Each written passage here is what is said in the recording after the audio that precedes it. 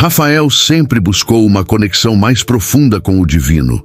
Sentia que sua vida espiritual precisava de um renascimento, algo que o aproximasse verdadeiramente de Deus. Decidiu então iniciar um jejum rigoroso, das 6 da manhã às 6 da tarde, durante 21 dias. Seu objetivo era claro: ter uma experiência sobrenatural com o Criador. Nos 3 primeiros dias, Rafael dedicava as madrugadas à oração, passando 2 horas em comunhão com Deus. No entanto, começou a sentir uma sensação estranha em seu corpo, como se estivesse impuro. Tomava vários banhos ao dia, tentando se livrar daquela sensação de podridão que o incomodava profundamente. Com o passar dos dias, essa sensação foi substituída por uma pureza indescritível. Rafael não queria mais sair de casa. Passava os dias ouvindo louvores e lendo a Bíblia. Sentia-se em paz, como nunca antes. No 18º dia de jejum, Rafael decidiu ir à igreja e chamou sua amiga Clara para acompanhá-lo. Ao chegar na casa dela, testemunharam uma cena impressionante. O tio de Clara, Marcos, estava em um estado de possessão, rolando no chão e gritando: "Eu te odeio, eu te odeio." Rafael, com autoridade, respondeu: "Eu também não gosto de você, demônio. Saia dele em nome de Jesus." Imediatamente, Marcos se acalmou, como se uma força tivesse sido expulsa dele. Ainda impactados, foram até a casa de Beatriz, outra amiga que costumava ir à igreja com eles. Ao chegarem, o cachorro de Beatriz começou a agir de forma estranha, rolando no chão e babando. Beatriz, preocupada, pensou que o animal estivesse doente. Rafael, porém, discerniu que era uma manifestação espiritual e ordenou: "Espírito maligno, em nome de Jesus, saia." O cachorro voltou ao normal instantaneamente. Após esses eventos, Rafael continuou seu jejum até completar os 21 dias. Apesar das experiências intensas, sentia que ainda não havia alcançado a experiência sobrenatural que buscava. Decidiu então estender o jejum por mais 7 dias. Durante esse período, enfrentou dificuldades financeiras severas. No 3º dia do novo jejum, às 3 da manhã, Rafael estava orando em seu quarto escuro, como costumava fazer. Lembrou-se do que seu amigo Bruno dizia: "Gosto de orar no escuro, porque qualquer clarão é Deus." Enquanto orava, sentiu uma presença entrar no quarto. Um ser de branco colocou as mãos em suas costas e Rafael foi tomado por uma sensação de glória, sentindo correntes elétricas percorrendo seu corpo. Começou a falar em línguas desconhecidas, sendo completamente tomado pelo Espírito. Em um momento, sentiu-se flutuar, elevando-se 1 palmo do chão. O medo o fez virar de lado e imediatamente voltou ao chão, encerrando a experiência. Arrependido por ter interferido, orou pedindo perdão a Deus. No 4º dia, ao encerrar o jejum, Rafael percebeu que não havia comida em casa. Sentiu uma tristeza profunda, mas decidiu esperar até as 3 da manhã para orar. Ao dobrar os joelhos, disse a Deus que não conseguiria orar, pois estava fraco e não queria reclamar. Deitou-se e, imediatamente, sentiu o mesmo ser de branco puxando-o pelo ombro. Resistiu, mas foi puxado com força, ficando em pé e vendo seu corpo deitado na cama. O ser disse: "Venha comigo." Subiram em alta velocidade, passando pelas nuvens e estrelas, até chegarem a um lugar de luz intensa. Rafael não conseguia olhar diretamente, tamanha era a claridade. Foram levados a um quarto com paredes cinza escuras, onde havia um altar. Pegadas de fogo apareciam no chão, indicando a presença de alguém invisível. De trás do altar, surgiu uma luz intensa, e Rafael viu um homem de branco. Tentou olhar seu rosto, mas era impossível. Era como olhar para o sol. Teve então o discernimento de que estava diante de Jesus. Rafael permaneceu parado em silêncio absoluto, diante daquele ser resplandecente. A sala continuava iluminada por uma luz que não machucava os olhos, mas que não permitia ver nitidamente o rosto da figura diante dele. Era uma presença que não exigia palavras, porque a alma entendia o que os olhos não podiam captar. Então o ser, Jesus, segundo o discernimento que Rafael tivera, ergueu a mão lentamente e apontou para o altar no canto do quarto celestial. Rafael sentiu seu corpo, ou espírito, pois ele mesmo não sabia mais em que estado estava, caminhar por vontade própria até aquele altar. Ao se aproximar, viu sobre ele um livro de capa dourada. Suas páginas pareciam vivas, pulsando, com letras que mudavam de forma, como se contassem uma história eterna. Jesus não falava, mas Rafael compreendia. Aquele era o livro da vida. E ali, entre as páginas infinitas, ele viu seu próprio nome escrito, brilhando como fogo líquido. Uma onda de emoção o tomou. Queria chorar, gritar, cair de joelhos, mas naquele ambiente tudo era reverência, tudo era espírito. Nenhum gesto parecia bastar diante da santidade daquele lugar. Jesus então falou, mas não com palavras. Sua voz ecoou dentro de Rafael como um trovão suave, como se cada célula de seu ser vibrasse em uníssono. Volte, ainda não é a hora. Rafael sentiu um puxão súbito. O ambiente de luz intensa se desfez, como um sonho se desmanchando no ar. Em segundos, estava de volta ao seu quarto, deitado na cama, o peito arfando. Ele abriu os olhos. O teto comum de sua casa lhe parecia estranho, quase irreconhecível. Havia experimentado algo que mudaria sua vida para sempre. Naquela manhã, ao tentar se levantar, sentia o corpo pesado, como se tivesse atravessado uma tempestade espiritual. A comida ainda era escassa, mas algo dentro dele havia sido saciado. Rafael sabia que Deus o tinha visitado. Nos dias seguintes, ele começou a relatar sua experiência para amigos próximos. Alguns acreditavam de imediato, outros ficavam em silêncio, sem saber o que dizer. Clara, sua companheira de oração, ouviu atentamente e chorou.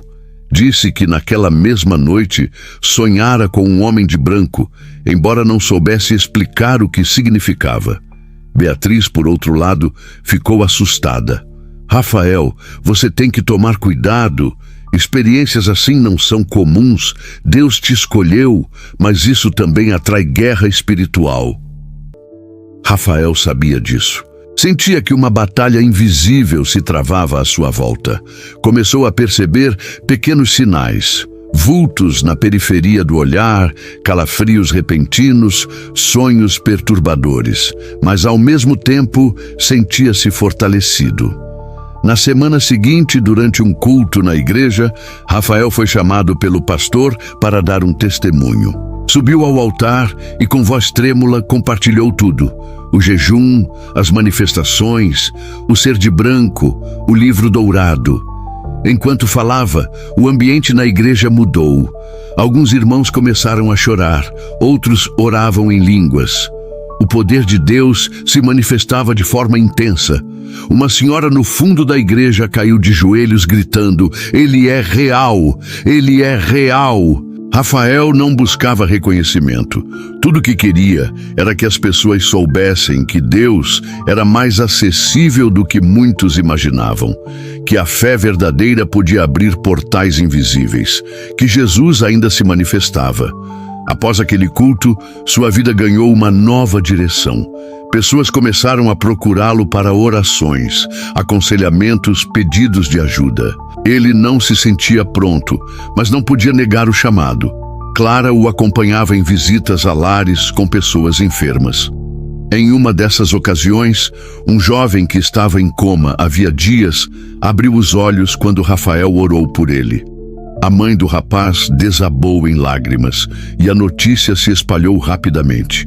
Mas quanto mais avançava espiritualmente, mais os ataques se intensificavam.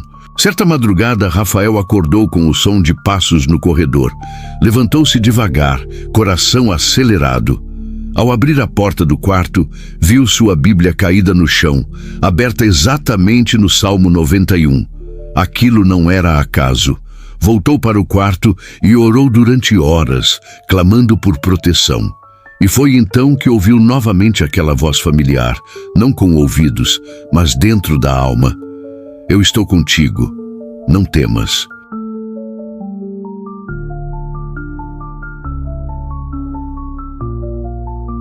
Os dias que se seguiram foram marcados por uma dualidade inquietante. De um lado, Rafael era procurado por dezenas de pessoas como se tivesse se tornado um farol espiritual. De outro, as batalhas invisíveis se intensificaram. Não era mais apenas um ruído ou um vulto na escuridão. Agora eram investidas reais contra sua mente, corpo e espírito. Ele começou a sentir dores sem explicação, cansaço extremo e, por vezes, sua visão escurecia por segundos. Mas toda vez que se sentia próximo de desistir, era como se uma mão invisível o sustentasse. Uma madrugada, já acostumado com suas vigílias, Rafael estava ajoelhado no quarto quando sentiu o ambiente pesar de forma opressora. O ar parecia denso, quase líquido. Um vento gelado passou pela nuca, apesar de todas as janelas estarem fechadas. E então, a voz: "Você não é digno." Rafael não se assustou. Ao contrário, sorriu. "Eu sei que não sou, mas ele me amou mesmo assim", respondeu com firmeza. Aquela simples resposta quebrou algo no ambiente. O peso desapareceu e uma paz súbita encheu o quarto. Ele sabia que havia vencido mais uma batalha. Na semana seguinte, Rafael foi convidado para falar em um retiro espiritual. Centenas de jovens estavam reunidos e ele decidiu não contar suas experiências sobrenaturais logo de cara. Preferiu falar do amor de Deus, da intimidade possível entre o humano e o divino. Mas ao final da pregação, uma jovem começou a se debater. Pessoas tentaram segurá-la e um líder chamou Rafael. Quando ele se aproximou, a moça gritou: Eu te vi subindo com ele! Você viu o trono!" Todos ao redor ficaram em silêncio. Rafael ajoelhou-se, orou por ela e, aos poucos, ela foi se acalmando. Quando abriu os olhos, estava chorando. Disse que uma presença luminosa havia afastado a escuridão que a envolvia há anos. Depois daquele retiro, Rafael passou a ter visões durante a oração. Via lugares que nunca visitara, ouvia idiomas que não conhecia e sentia que estava sendo preparado para algo maior. Certa noite, durante uma dessas orações, ele viu uma escadaria enorme que se estendia ao infinito. No topo, uma porta dourada. Ouviu a mesma voz suave de antes: "Suba." Cada degrau exigia um esforço tremendo. Não era físico, era como se cada passo precisasse romper uma camada da alma. Rafael sentia lembranças dolorosas virem à tona, traumas, culpas, decisões erradas, mas continuava subindo.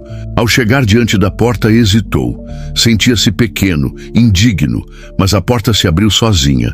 Dentro, um salão vasto, cheio de seres de luz. Alguns tinham asas, outros apenas uma aparência humana translúcida. No centro, uma figura sentada em um trono, com olhos como labaredas. Rafael caiu de joelhos. Não conseguiu falar, só chorava. A figura então se levantou, desceu os degraus do trono e parou diante dele. Tocou sua cabeça e disse: "Eu te separei para um tempo. Caminha na terra, mas fala do céu."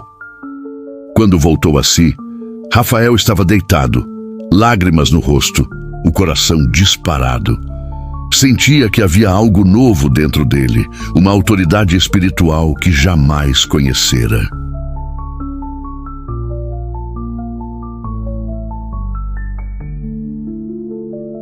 Rafael sabia que não era mais o mesmo.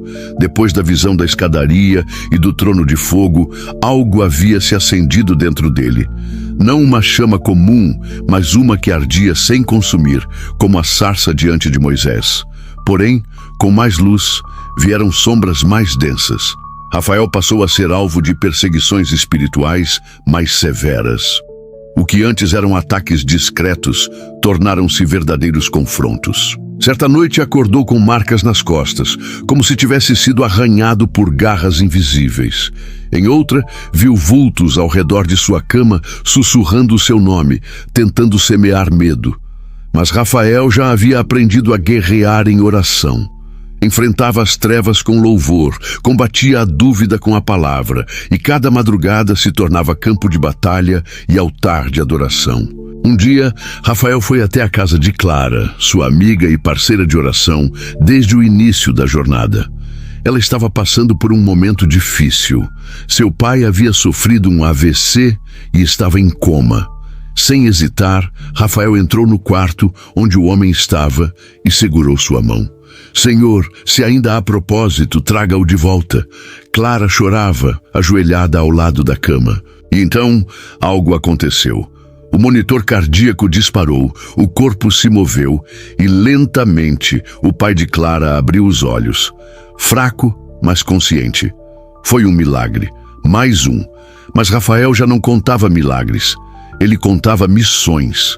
Naquela mesma semana, Rafael teve um sonho diferente de todos os outros.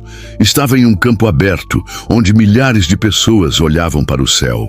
Ao longe, uma figura caminhava sobre as nuvens, envolta em glória. Todos se ajoelhavam, chorando, clamando. Ele tentou ver o rosto da figura e, pela primeira vez, conseguiu. Era Jesus. O olhar dele era como o oceano profundo, firme, calmo, eterno. Ainda não é a hora, mas prepare o caminho. Rafael acordou com uma certeza. Ele deveria contar tudo o que havia vivido, não como espetáculo, mas como testemunho. Começou a escrever, a gravar, a visitar igrejas, escolas, centros sociais. Onde o deixavam falar, ele falava. Sem medo, sem filtro, com verdade. Mas havia um peso, algo que ele não conseguia ignorar.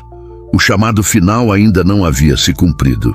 Em mais uma madrugada de oração, Rafael sentiu que aquele ser de branco se aproximava novamente. Ele já conhecia aquela presença, mas desta vez havia algo diferente. A presença não tocou suas costas. Ela se postou à frente com uma mão estendida. Rafael, em espírito, a segurou. Foram transportados para o mesmo quarto cinza escuro. O altar ainda estava lá, mas agora, além do livro dourado, havia uma taça, cheia até a borda. A presença falou com voz suave, mas carregada de autoridade. Você suportou o fogo, atravessou a guerra, viu a glória. Agora, leve essa taça até o povo. Eles têm sede. Rafael sentiu lágrimas escorrerem de seus olhos. Não sabia como nem quando, mas sabia que sua vida agora era sobre servir. A presença se afastou lentamente. O quarto se apagou. Rafael acordou com uma paz que nunca havia experimentado. Levantou, sorriu e orou com gratidão. Naquela mesma manhã, ele saiu de casa com um propósito: não mais buscar sinais, mas ser um.